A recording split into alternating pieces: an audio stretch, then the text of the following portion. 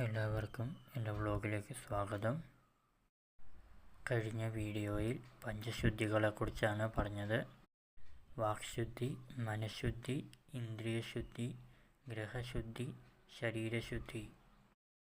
ദിവസേനയുള്ള കുളി, കണ്ണ്, കാത്, പല്ല്, നഖം മുതലായവ ശുദ്ധിയാക്കുക.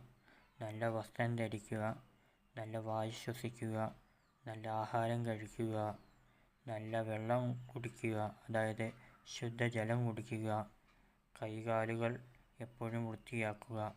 ഇവയാണ് ശരീരശുദ്ധി. ഗ്രഹങ്ങളുടെ അന്തർഭാഗം വെയിലും ശുദ്ധവായും തട്ടുന്നവയായിരിക്കണം. അഴുകിച്ചീഞ്ഞ സാധനങ്ങൾ കളഞ്ഞ് വീടും പരിസരവും എപ്പോഴും വൃത്തിയാക്കണം. പരിസരങ്ങളിൽ മലമൂത്ര വിസർജനം ചെയ്യരുത്. സന്ധ്യാകാലങ്ങളിൽ സുഗന്ധവസ്തുക്കൾ കൊണ്ട് പുകയ്ക്കണം. ബെഡ്ഷീറ്റ് മാറ്റണം. ഇവയാകുന്നു ഗ്രഹശുദ്ധി.